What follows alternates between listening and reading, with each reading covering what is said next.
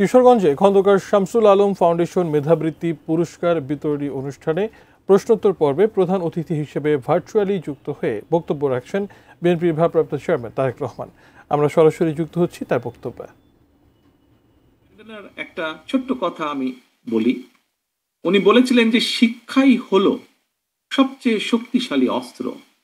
তুমি কিংবা তোমরা যেটাই পরিবর্তন করো, যা পরিবর্তনের জন্য ব্যবহার করতে পারো, অর্থাৎ শিক্ষাকে তোমরা যে কোনো ভালো পরিবর্তনের জন্য তোমরা ব্যবহার করতে পারো। এটা এমনই একটা অস্ত্র। তোমরা যারা আজকে এই অনুষ্ঠানে মেধাবী হিসেবে পুরস্কৃত হয়েছ, এর বাইরেও সারা দেশে অনেক রকম মেধাবী রয়েছে এবং তোমরা শুধু বাংলাদেশ নয়, শিক্ষার আলো দিয়ে আমি বিশ্বাস করি আমাদের এখনো বর্তমানেও সারা বিশ্বে বহু জায়গায় বহু মেধাবী বাংলাদেশি আছে যারা সেই সকল দেশকে বিভিন্নভাবে সামনে এগিয়ে নিয়ে যাওয়ার সাহায্য করছে।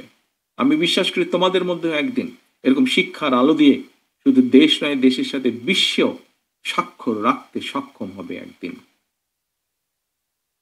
সারা দেশের স্কুল মাদ্রাসার প্রিয় কিশোর তরুণ শিক্ষার্থী বন্ধুরা, সকল ধর্মের ধর্মীয় নির্দেশনাও শিক্ষার গুরুত্ব সর্বাধিক।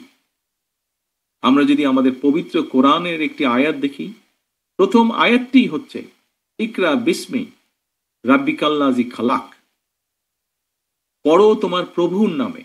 তোমাদের জন্য এই মুহূর্তে তোমাদের বন্ধু হিসাবে, তোমাদের ভাই, সেখানে তোমরা যাই পড়াশোনা করো না কেন, মনে রাখতে হবে প্রতিযোগিতামূলক এই বিশ্বে সম্মানের সঙ্গে যদি তোমাদেরকে টিকে থাকতে হয়, তোমাদেরকে যথা উপযুক্ত শিক্ষায় কিন্তু শিক্ষিত হতে হবে,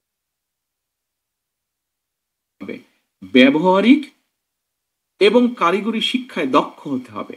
এবং নিশ্চয়ই আমার এই যে প্রশ্ন উত্তর, এখানে নিশ্চয়ই তোমরা বুঝতে পেরেছো যে আমরা সেভাবেই চেষ্টা করছি আমাদের দলের পক্ষ থেকে আগামী দিনের পুরো শিক্ষা ব্যবস্থাটাকে সেভাবে গড়ে তুলতে, সাজিয়ে তুলতে। আধুনিক জ্ঞান, বিজ্ঞান আর উদ্ভাবনী প্রযুক্তির এই সময়ে নিজেকে অন্যের চেয়ে দক্ষ করে তোলার যে একাগ্রতা, একনিষ্ঠতা, এর কোনো কিন্তু বিকল্প নেই। সেজন্যই মনে রাখতে হবে মেধা সহজতে হলেও কিন্তু মেধার বিকাশের জন্য প্রয়োজন সঠিক পরিচর্যা এবং প্রচন্ড পরিশ্রম আর ইচ্ছা শক্তি। প্রিয় ছোট বন্ধুরা, একটি রাষ্ট্রের উন্নয়ন, সুরক্ষা এবং নিরাপত্তার জন্য প্রয়োজন উপযুক্ত শিক্ষা ব্যবস্থা। সেই লক্ষ্যকে সামনে রেখে তোমাদের জন্য একটা নিরাপদ রাষ্ট্র, নিরাপদ ক্যাম্পাস গড়তেই কিন্তু বাংলাদেশ জাতীয়তাবাদী দল বিএনপি ইতিমধ্যেই কিন্তু আমরা জনগণের সামনে 31 দফা ঘোষণা করেছি। এর অংশ হিসেবেই কিন্তু দেশের প্রচলিত শিক্ষা কারিকুলামকে সময়ের সাথে তাল মিলিয়ে শিক্ষাবিদদের সমন্বয় একটা বিশেষজ্ঞ টিম আমরা তৈরি করেছি, যারা ইতিমধ্যে অনেক কাজ এগিয়ে নিয়ে গেছেন। আমি তো প্রশ্ন উত্তর মধ্যে এই কথাটা তুলে ধরেছি।